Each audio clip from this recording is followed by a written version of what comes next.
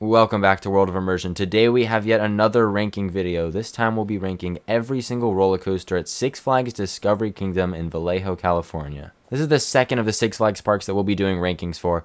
And while this park is a bit smaller than Magic Mountain, it does have a pretty decent collection of coasters. They have 10 roller coasters as of now, and we'll be ranking all of them. Additionally, for each coaster, we will now be giving it a rating out of 10 based on how much we like the coaster. That way, it's easy to compare coasters from different videos. Alright, with that out of the way, let's get right into the video.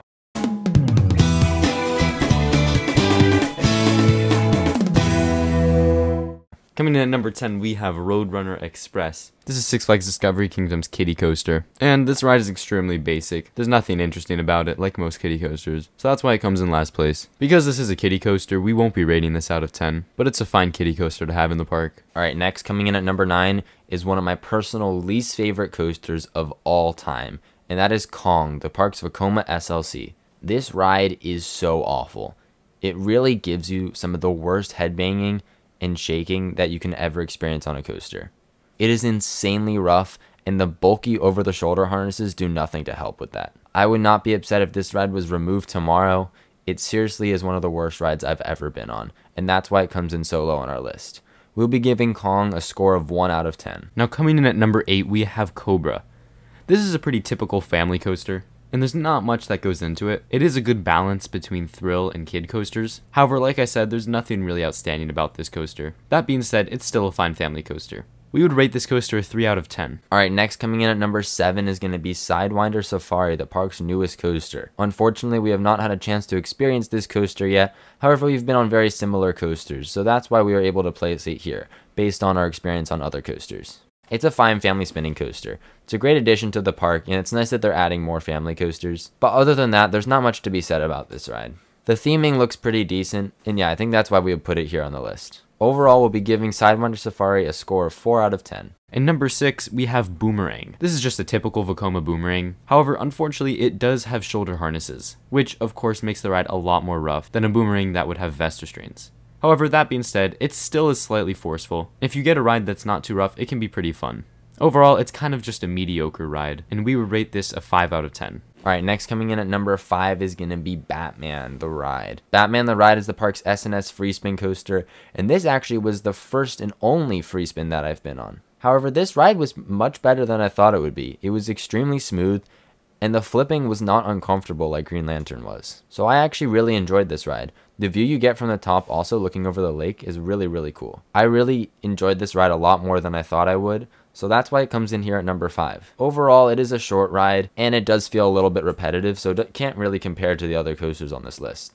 So that's why we'll be giving Batman the Ride a 6 out of 10. Coming in at number 4, we have the Flash Vertical Velocity. This is a very unique, intimate impulse coaster. It definitely has some great thrill.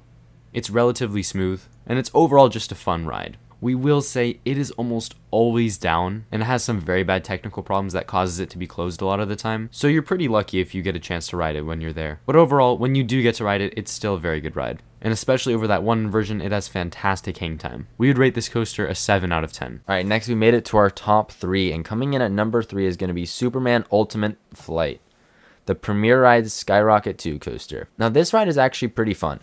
The launches are pretty forceful, and luckily, this is one of the Premier Rides coasters that doesn't have those dumb comfort collars. Not having the comfort collars makes you feel a whole lot more open, and makes the ride feel a lot smoother. The Heartline roll at the top is really fun, and gives you some great hang time, and if you're in the back row, you can get some great airtime over those drops.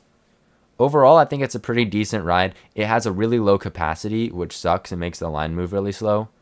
But other than that, I think it's a pretty decent ride, and that's why we give it a 7 out of 10. And in second place, we have Medusa. This B&M floorless coaster is one of our favorite floorless coasters that we've been on. It is very smooth, has fantastic elements, and overall is just a fantastic floorless. The straight drop on Medusa compared to other B&M floorless that have curved drop really sets it apart. You get a good amount of airtime, and it's a more enjoyable drop. Sometimes those curved drops on other coasters can feel forceless, while on Medusa, it really feels like you get some good airtime. Overall, this is a fantastic coaster. It was my personal 100th roller coaster I've ever ridden, and overall we'd rate this an 8 out of 10. Alright, and finally coming in at number 1 is going to be Joker, the park's RMC hybrid coaster. Now I think this ride gets a lot of hate. It's actually a really fun RMC coaster. especially if you're in the back row. It has some really fun inversions and actually has some decently strong airtime. It's a decently long layout as well, and is a lot better than I thought it would be.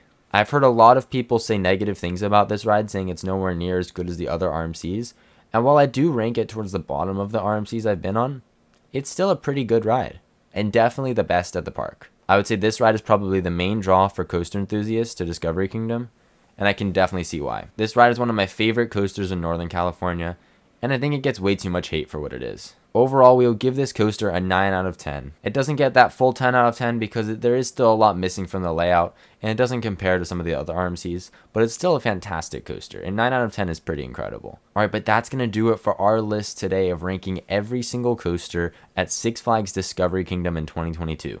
Be sure to share your thoughts below how you would rank the coasters at this park, and comment down below if you've been to this park as well. We'll be ranking more parks in the future, so be sure to comment down below which parks you want to see ranked. Thank you so much for watching our video today, and thanks for watching World of Immersion. Be sure to like, comment, and subscribe, and we'll catch you in the next video.